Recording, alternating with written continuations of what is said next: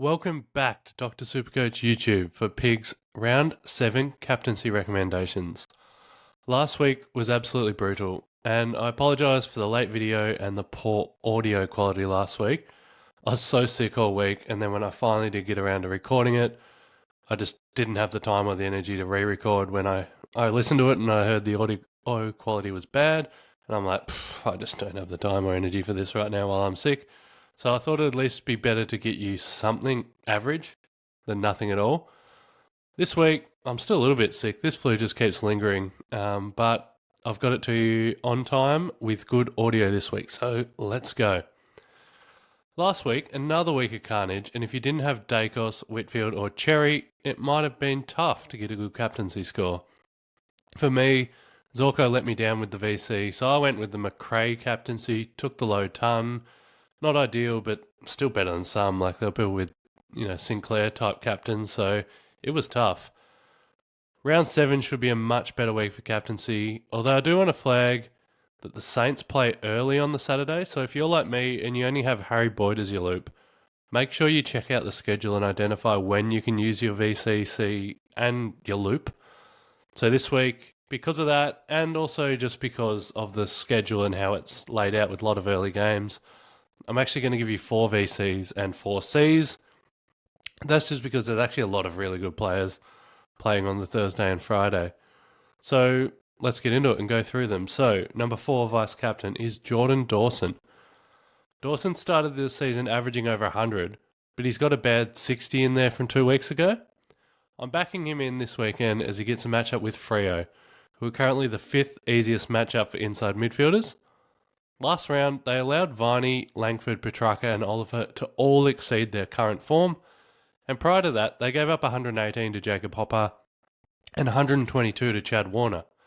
Plus, their round 1 allowance of Bailey Smith getting 147, Max Holmes getting 125.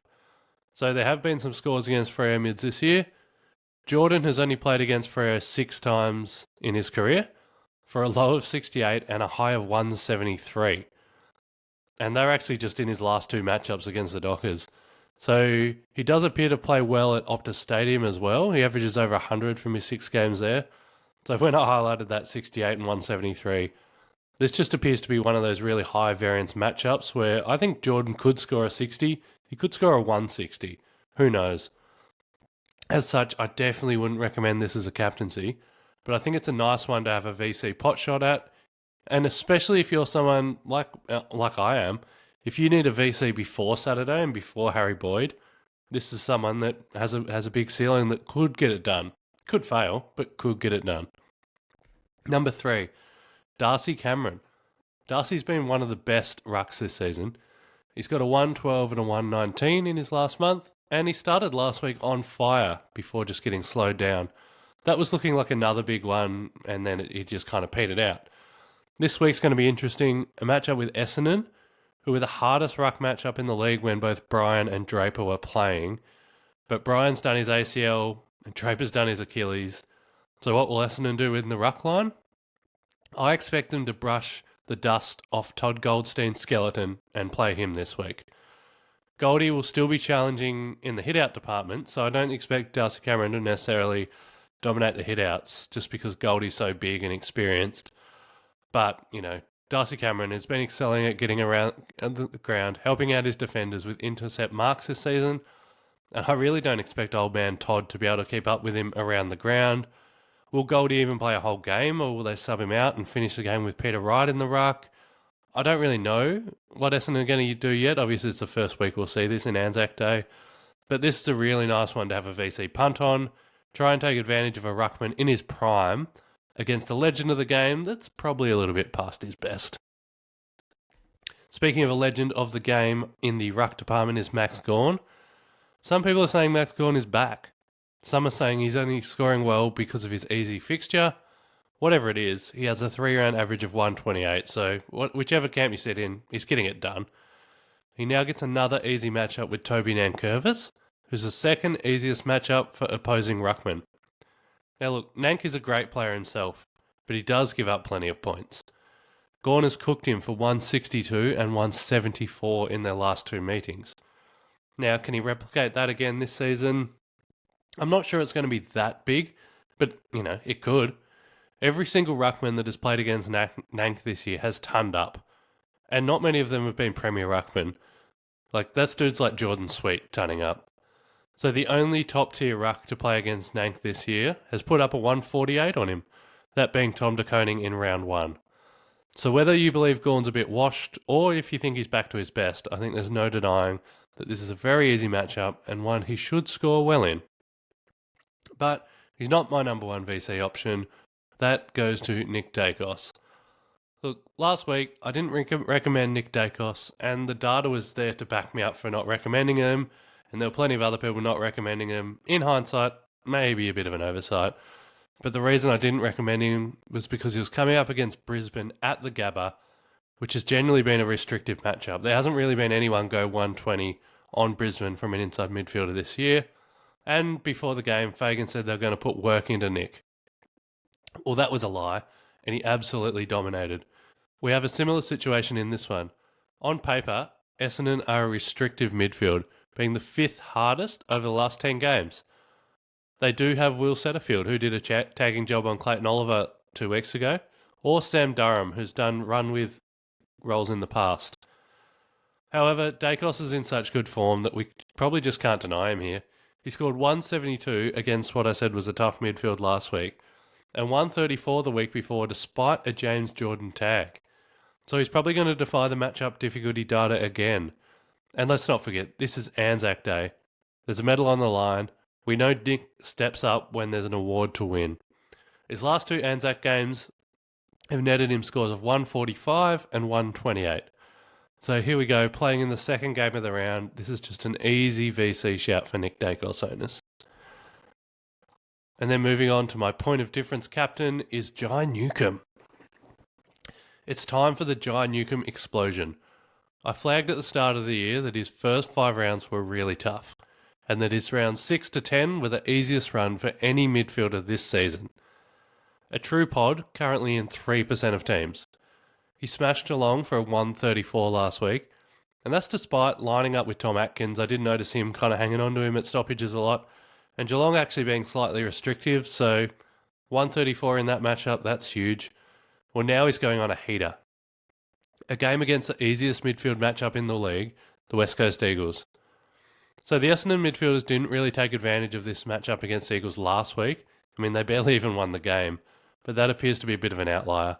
Prior to that, Sam Walsh had 141, George Hewitt had 132, Tom Green had 128, Andrew Brayshaw had 131, Lachie Neale had 133, Hugh McCluggage had 132, Matt Rao had 137, and Noah Anderson had 136. Whew, that's a lot of names. So they've all gone huge on the Eagles this year, and I think Jai Nukem could add to that and be another 130 plus scorer against the Eagles. Could even be bigger. I think he's really going to cement his breakout year this week, and in especially the next 4 weeks, and punish those that are not considering trading him in. Now, moving on to captains, is his teammate. What's going on here? James Warpool. So, number 4 option, I just spoke about Newcomb's potential to score big this weekend, and James Warpool fits in the same boat. We know the Eagles are the easiest matchup for inside midfielders, and Warpool will have to take on a big CBA load for the next few weeks. The Hawks are missing Will Day, and they're also missing Connor Nash now with that suspension. So I expect Newcomb and Warpool to be the main guys in there. They're going to get help when chopped out from McKenzie and Ward and even guys like Moore. But he's going to be the number 2 mid. And he's someone with a big ceiling. He's got a couple of 140s to his name in previous years, and he does like playing the Eagles. He scored 124 on them last year. And remember, Hawthorn have West Coast this week. They then go on a run of Richmond, Melbourne, Gold Coast. So I think Newcomb and Warpool could go on a streak of big games here, and I think it starts this week with big tons for both players against West Coast. Then, my number 3 captaincy option is Zach Butters. So Zach's returned from injury in hot form. He's averaged 135 points from his 3 games to start the season. And when I looked at it, they've been 3 fairly hard matchups, and he's still dominated them. So this week, he gets another tough matchup for inside midfielders. It's still not getting easy for him just yet. And look, while North aren't winning many games, they still have been a neutral matchup to most midfielders, so they're not easy, but they're not hard. But, with our captains, and we normally want to target players playing against easy matchups. This is just a guy in hot form against kind of a neutral matchup. Having said that, North did just allow 171 to George Hewitt, and before that a 126 to Matt Rao. But in general, they've restricted the likes of Cripps, Anderson, Heaney, Warner, Dawson over the last month. So people haven't really been getting a hold of them apart from that George Hewitt monster. So this recommendation is more about backing the player on an absolute hot streak rather than one with an easy matchup. Zach's in just such good form that I think it'd be hard to bet against him. And if you're an own owner, I think it's just a really, really safe captaincy. But now we do go to two players with absolute brilliant matchups. So, again, number 2, Lloyd Meek. He was my number 2 captain option last week. He did fine. He scored a 113 against Reece Stanley. It wasn't quite the Meek versus Sam De Koning matchup I was hoping for. I think that could have been a giant one if we got that. But it was Meek against Stanley. He still did 113. That's still fine. This week, he gets a matchup with West Coast, who are the easiest ruck matchup in the league. Well, they are the easiest ruck matchup in the league when Bailey Williams plays. We don't really have enough data to say whether Matt Flynn is restrictive or not. You know, we've only got 2 data points from Matt Flynn playing this year. But in those games, he gave up a 144 to Jared Witts and a 105 to Sam Draper in only 69% game time before Draper got injured. So those data points, they do show us that Flynn is still giving up plenty of points against his rucks. And look, we should note that Meek did score his season best 145 against the Eagles last year, so he does like that matchup. And, you know, that was with Bailey, but still, this is a matchup he likes. And a part of that, of Ruckman scoring against West Coast, isn't just, you know, if they're playing Bailey or Matt. A part of it's also the fact that West Coast are the easiest matchup for midfielders.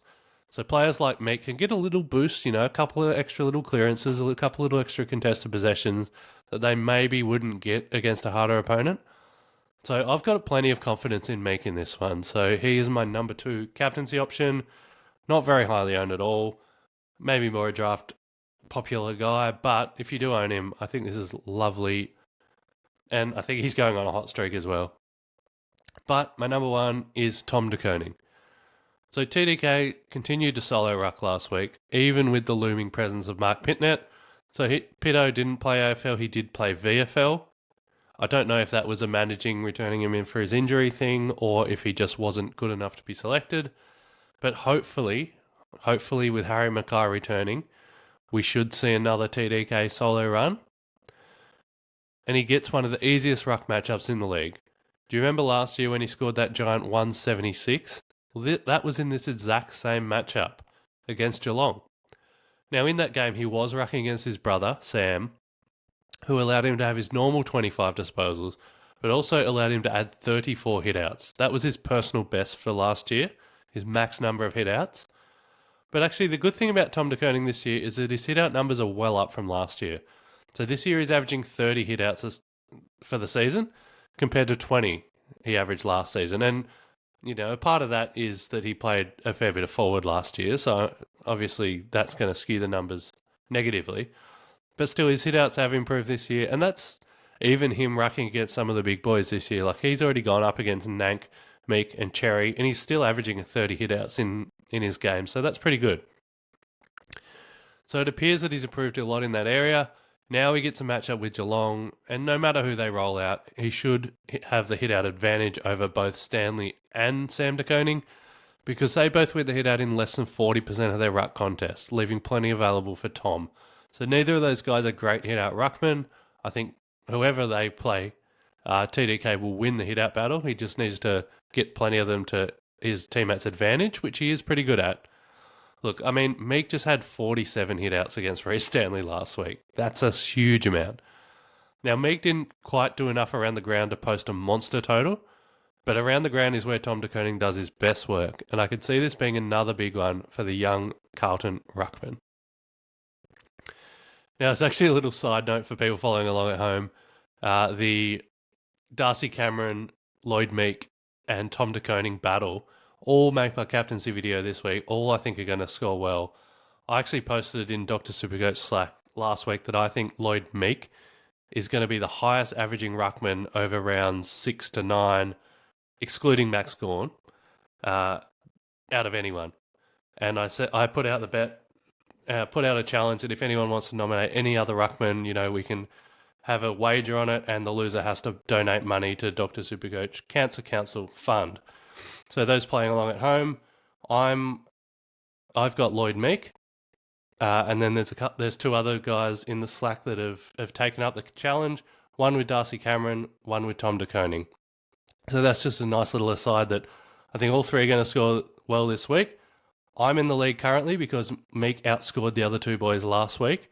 But let's just follow along for the next 3 weeks. It doesn't really matter who wins because the Cancer Council is going to get a nice $20 donation. Whoever scores better, but that's a nice, interesting one. So keep that in the back of your mind as you're following along and comparing these 3 players. So now, my favourite 9 captain options for the week I've just told you about. But as requested, here's a bunch of names that didn't quite make the cut. I think they're going to have good weeks, and I think you could roll with them as a captain, especially for your draft leagues. I think, Clary and Petrarca are going to do pretty good things in the midfield against the Demons. Then, there are some other guys in that Anzac Day game. Like, I wouldn't be surprised to see Dan Houston do kind of well against the Bombers.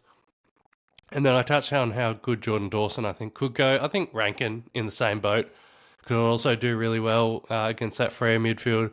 Andrew Brayshaw as well on the inverse, he could do well. Like, the Crows are actually a difficult midfield matchup, so I'm not super confident on Brayshaw, but he's just in such good form and playing at home that, he could do really well. Jack Sinclair, I'm expecting a bounce back this week. I think he's had a couple of down weeks, but no reason to say he won't bounce back. Dane Zorko is an interesting one because he's been really down. He does now get a matchup with St Kilda, who historically we say are a really good matchup for defenders, but as we kind of talked about with Bailey Dale last week, I don't actually think St Kilda are that great of a matchup for defenders anymore. I think they've changed the game style and they're not allowing that. So Zorko's still an option, probably more of a VC option. Lockie Whitfield, I think, should do really well against the Bulldogs. Obviously, you could consider the Bont in there after his stellar return game, but I actually reckon he gets the Toby Bedford tag this week. Or even Callan Ward's tagged him in the past. Whoever it is, I think GWS put a bit of attention into him. But maybe that means someone like Libba or Ed Richards could get off the chain. And then we go into Noah Anderson. I think he's a really good option. He's at home, but also, if you look at the last 10, Swans have been restrictive to mids, but if you look at the last 5, they're just trending towards giving up quite a few points to inside mids. So there are guys like Noah Anderson, maybe a Matt Rao that could benefit from that. Jared Witts as well. Like, Brody Grundy was really restrictive last year, but he's actually not very restrictive this year. He's struggling a bit, actually, giving up plenty of points. So Jared Witts is an option. And then for Gold Coast as well, Gold Coast give up big points to midfielders, but massive points to defenders. So both Isaac Heaney and Matt Roberts, maybe even Nick Blakey, those guys could do well. Bailey Smith, I think, is an option. Carlton have given up plenty of points to wingmen specifically. So he did have a lot of CBAs before, but he does play that outside running role. George Hewitt's on such a hot streak. I think you could go him against Geelong. That's always a good option. And then Carl Amon as well against West Coast. West Coast have been giving up plenty to those running defenders, so Carl Amon's an option. So there we go. That's my round 7 Supercoach captaincy recommendations. I'm probably going to have to vice-captain Jordan Dawson and hope for a big one, mainly because Harry Boyd is my only loop. So I'll just have to do someone on Thursday or Friday, and Jordan Dawson's probably my best bet. But I'm fairly comfortable falling back on Tom de Koning as my captain on the Sunday. Not an issue with that. I am considering trading in Jai Nukem. If I trade in Nukem, I very well might captain him for a bit of a fun. But we'll see. I haven't actually made a decision about my trades yet. So thanks for watching. Don't forget to subscribe. Turn your notifications on so you don't miss this video weekly. And good luck.